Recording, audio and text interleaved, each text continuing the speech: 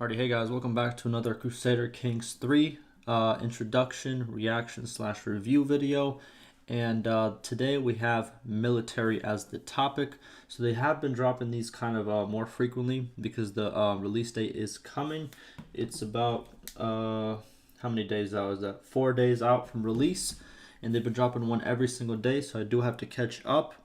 So yeah, today we have military. I'm gonna try to do at least 2 tomorrow, and we're gonna go from there. But we're gonna watch it together. I'm gonna give my thoughts, all of that, and like I've said in all my other videos, I do want to cover this game thoroughly once it does come out in terms of tutorials, updates, hot fixes, dev info, and all of that. So yeah, without further ado, the original video being description, and let's go. Welcome, knights, ladies, and lords. I'm Pixelated Apollo, and I'm collaborating with Paradox Interactive. There it is. So we had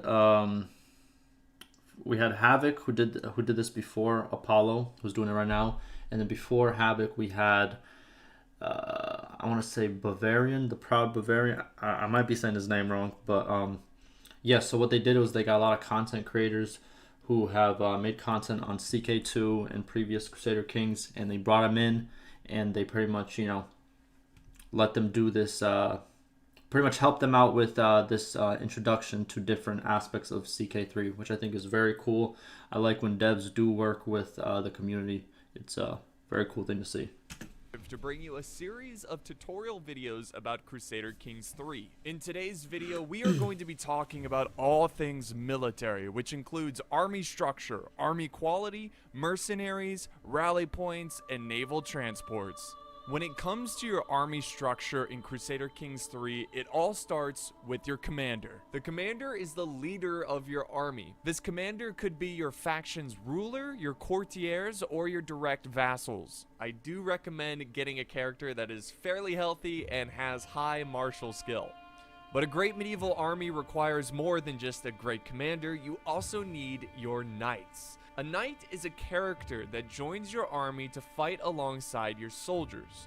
The most important skill that you want your knights to have is prowess. Prowess is a skill that reflects their aptitude in personal combat. The higher the prowess, the more damage that knight will inflict on your enemies, and are more likely to survive the battle as well.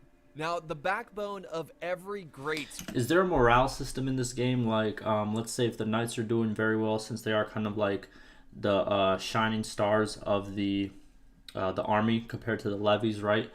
Is there like a morale system? Like if a knight dies, or or even if the commander or one of your vassals dies during battle, does the morale of the levies goes down, or does it go up if they start doing good? Is there a morale system? Because there's a morale system in Bannerlord, and that's kind of the main game that I cover. So I'm wondering if it's kind of similar, if it's not, or how does it work? And what's it called? Last video they did talk about how wages work. So the levies, they don't cost anything when they are not active. They do cost something when they are active. But knights and actual units that you train, I'm guessing you have like skirmishers, archers, and all that, right? Those units, even when they're not so they still cost when they still cost like this monthly maintenance fee you see right here, even when they're not currently part of an army, where they're pretty much just chilling, and then they do cost more once they become active, right? Hope I got that right. But these guys are pretty much, when they're not active, they're free. Medieval army are the men-at-arms. Men-at-arms are professional soldiers superior to levies. To acquire men-at-arms, you can create men-at-arms regiments, giving you direct control over their composition and size of each regiment. Different regiment types: Coney, light footmen; bowmen, light horsemen; pikemen, armored footmen; onagers, armed horsemen. Man, listen, I'm very excited for this game. I cannot tell you like how excited I am, because like I feel like nowadays, now I don't know if I'm the only one who feels like this, we don't get enough complicated games, or like hard games, if that kind of makes sense.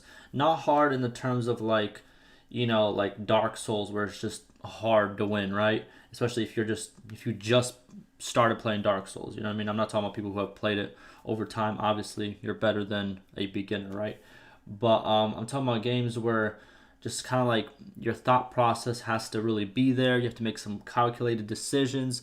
You know what I mean? All of that. I think we need a lot more of those type of games. You know what I mean? Well, I guess because I like strategy games, and maybe people don't like strategy games, so they might not want that, right? Because a lot of people do want like that fast action gameplay, as you can see by all the top games nowadays. But I do appreciate something that goes in depth and kind of, you know what I mean, works off the mind and decisions. I think that's very, very good. I don't know. I feel accomplished when I play games like this. I don't know why. Let me know if you feel the same way in the comments. But I don't know. I just feel like, I don't know. This looks really good. The introduction videos have really been like pumping up the excitement for me. I don't know if it's been pumping up the excitement for you guys, but like I'm really excited for real. Bring different skill sets to your army. For example, if you are facing an enemy army with a lot of spears, you might want to build a couple armored footman regiments because they counter spears. So veteran are valuable harriers disrupting enemy flanks. Okay.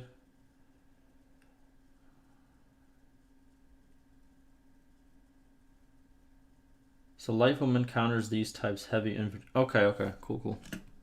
If you know your next military campaign will involve a lot of sieging, it wouldn't be a bad idea to make an onager regiment to speed up the sieging process. And last but certainly not least, every great medieval army needs levies. Levies are the most basic and poorly armed fighters that consist in your army, but are much more affordable compared to the men-at-arms. Each holding provides a set number of levies to the holder, and also vassals will provide a part of their levies to their liege. Well, now that we know how armies are structured, what exactly is army quality? Army quality gauges the power of an army relative to its number of soldiers. If your army mostly contains knights... Banlord has something very similar to this. I forgot the exact name of it off the top of my head, but yeah. And obviously, it goes by the amount of men and also, you know what I mean, like what they have in terms of the army, right? Like you could, like this guy could have 70, and this guy could have even this much, right? But if he had poor quality and this guy had elite quality, the red arrow would be like over here, right?